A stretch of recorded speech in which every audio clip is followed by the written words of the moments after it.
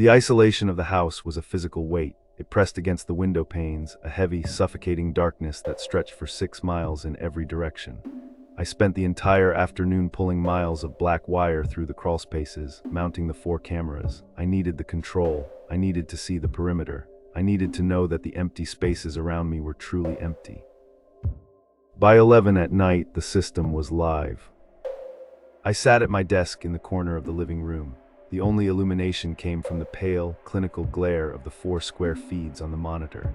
I rested my hands on the cold veneer of the desk and studied the geometry of my fortress. Camera 1, the driveway buried under a smooth, undisturbed sheet of black ice. Camera 2, the back porch illuminated by a harsh floodlight, the snow untouched. Camera 3, the long, windowless corridor leading to the bedrooms. Camera 4, the living room. I looked at camera 4. The lens was mounted in the upper corner of the room, looking down at an angle. It showed the worn fabric of the central armchair, the edge of the rug, and the dark, open archway of the corridor in the background.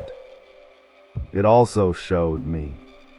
I was sitting in the armchair on the screen. My heart seized a tight, painful knot in the center of my chest. I looked away from the monitor and stared directly at the actual armchair in the center of the room. It was empty. The fabric was smooth. I looked back at the screen. The man on the monitor was undeniably me. He wore my gray wool sweater. His posture was slumped, his head tilted downward. I raised my right hand, waving it in front of the monitor. The figure on the screen did not move. He remained perfectly still, his chin resting near his collarbone. A cold sweat broke across my hairline. I leaned closer to the glass, tracing the details of the digital image. The screen me was holding something, a small, white piece of cloth. He was pressing it against the side of his neck. The cloth was stained with a dark, spreading wetness. My fingers flew to my own neck. The skin was unbroken. I was not bleeding. I dragged my eyes to the upper right corner of the camera 4 feed. The digital timestamp was a harsh, glowing green font. 23:14:05. I looked down at the physical watch strapped to my left wrist. The hands swept methodically across the dial. 23:04:05. The feed wasn't live, it was a 10-minute projection. It was showing me a closed-circuit broadcast of the immediate future. In exactly 10 minutes, I was going to leave this desk, sit in that armchair, and press a bloody cloth to my neck. I watched the screen, paralyzed by the impossibility of the physics. The screen me lowered the cloth, his chest heaving with deep, rapid respirations. Then the background of the video feed changed. Behind the armchair, the dark archway of the corridor shifted. The absolute blackness of the hallway separated, detaching into a distinct, three-dimensional shape. A figure stepped out of the shadows and into the dim light of the living room on the screen. It was unnaturally tall, its limbs thin and rigid. It wore no clothes, but its skin was a dull, light-absorbing matte black. It had no face, just a smooth, featureless dome. It stepped up directly behind the armchair. It looked down at the back of my future head. The screen me did not react. He simply sat there, staring at the floor, completely unaware of the towering mass of black flesh standing inches behind him. The figure on the screen slowly raised a long, impossibly sharp finger, positioning the tip directly above the screen me's neck. I looked at my watch. 23:06:12. I had less than 8 minutes until the corridor behind me birthed that thing into my reality. I snapped my gaze back to the monitor. The digital timestamp in the corner read 23:17:00. The broadcast of the future had continued to roll forward while I was paralyzed by the real-world clock. The scene on the screen had changed. The tall, featureless entity was gone. My future self was gone. The living room was entirely empty, but the seat cushion of the armchair was saturated with a massive, glistening pool of dark fluid. The event was scheduled. It had a precise temporal coordinate, 23:14. I had exactly 7 minutes to break the sequence. The rules of causality seemed simple enough. If I did not sit in the chair, the geometry of the prediction would collapse. I backed away from the desk, keeping my eyes locked on the dark, physical archway of the hallway. I slid my shoulders against the plaster wall, inching my way toward the kitchen threshold. I reached backward, my fingers blindly mapping the kitchen counter until they closed around the cold, heavy polymer handle of a chef's knife. I gripped the blade and continued my slow retreat along the perimeter of the room. I wanted the absolute corner. I wanted solid, windowless walls behind my back. My heel caught on something rigid. It was the leftover spool of thick black coaxial cable I had left on the floor. My balance vanished instantly. I fell backward, twisting my body to catch myself against the wall. The side of my neck scraped violently against the jagged, exposed aluminum of an unfinished thermostat housing protruding from the drywall. A sharp, stinging line of intense heat opened across my skin. Thick, warm fluid immediately spilled down my collar, pooling at my clavicle. My grip on the knife loosened, the weapon slipping from my hand and landing softly on the rug. I snatched a white dish towel from the oven door and pressed it fiercely against my neck to stem the heavy flow. I froze. The fabric under my hand was white. It was rapidly soaking through with dark blood. I looked down at the physical watch strapped to my wrist. 23:11:45. Less than 3 minutes, I was fulfilling the exact visual requirements of the projection through my own panicked attempts to escape it.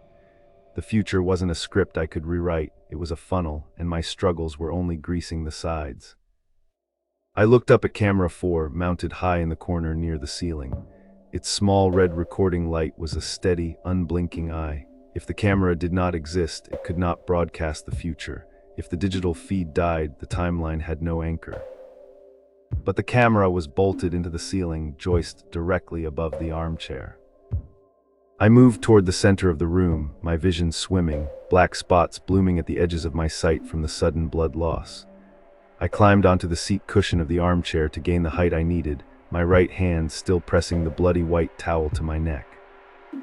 I reached up with my free hand, wrapping my fingers around the plastic casing of the camera, preparing to rip the wires from the drywall. I glanced at my watch. 23:13:50. Without warning, my knees simply gave out. It was a localized, terrifying wave of absolute muscle failure. I collapsed downward, dropping hard into the deep seat of the armchair. I was trapped in the exact posture. I was sitting in the chair. The bloody cloth was pressed to my neck. I watched the second hand on my wrist sweep methodically toward the 12. 23:14:00. Across the room, the monitor on the desk went completely black. The feed was dead. I was flying blind in the present tense.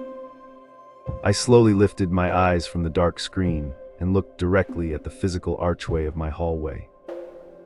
The absolute blackness between the door frames was no longer flat. A massive, matte black hand reached out from the void, its impossibly long, multi-jointed fingers curling slowly around the edge of the physical drywall. The matte black hand pulled the rest of the entity from the corridor. It did not walk, it displaced the space in the living room, gliding forward with a smooth, terrifying lack of inertia. Under the pale glow of the ceiling bulb, I saw its texture. It wasn't skin and it wasn't fabric. It was a three-dimensional absence of light, a silhouette carved out of the room's ambient illumination. It was pure, dense static. I was completely paralyzed in the deep cushion of the armchair, my right hand rigidly pinning the soaked white towel to my neck. My blood loss had turned the edges of my vision a hazy, vibrating gray. I could not turn my head. I could only watch the entity's reflection in the dark, dead glass of the monitor on the desk across the room. The tall, featureless shape slid directly behind my chair. The temperature in the room plummeted, a dry, electrical freeze that made the hair on my arms stand up. In the black mirror of the monitor, I watched the entity slowly raise its right arm. Its hand ended in a single, impossibly elongated digit, tapering to a needle-sharp point. It positioned the tip exactly over the base of my skull. I waited for the physical puncture. I waited for the blade to sever my spinal cord, to end the impossible timeline I had trapped myself in. The sharp tip descended, it touched my skin. It did not break the flesh. There was no pain, no tearing of muscle or bone. Instead, a violent, blinding flash of cold, green light detonated directly behind my eyes. My physical sensation vanished instantly. The crushing weight of my exhaustion, the wet heat of the blood on my collar, the texture of the armchair fabric beneath my hands, it all evaporated into an absolute, sterile numbness. My perspective violently snapped. I was no longer looking across the room at the dead monitor. I was looking down. The geometry of the living room was distorted, the straight lines of the walls bowing slightly outward in a fisheye effect. The colors were drained, replaced by a harsh, monochromatic spectrum. A small, glowing digital timestamp hovered permanently in the extreme upper right corner of my vision. 23:17:05.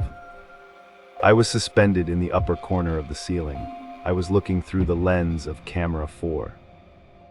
Directly below me, sitting in the armchair, was my body. The entity of black static was gone, the transfer was complete.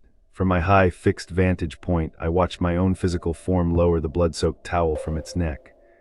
The deep laceration on the skin was already closing, the tissue knitting together with an unnatural, seamless speed until the neck was perfectly smooth. The body that used to be mine stood up from the armchair. Its movements were precise, lacking my natural slouch, lacking the exhaustion of the evening. It walked over to the desk, moving with that same smooth, terrifying glide I had witnessed in the hallway. It reached out and pressed the power button on the monitor. The screen flickered to life, illuminating my stolen face in a pale white glow. The 4 security feeds populated the grid. My physical body leaned over the desk and looked specifically at the feed for camera 4.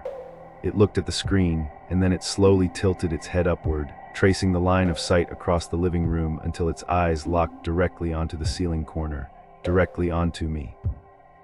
My stolen face stared into the lens with a blank, unblinking neutrality. I tried to scream, I tried to close my eyes, but I had no lungs, no eyelids, no biology left to command. I was nothing but a digital observer, permanently bolted to the drywall, condemned to silently record the thing wearing my life as it turned away from the camera and walked down the hallway into my home.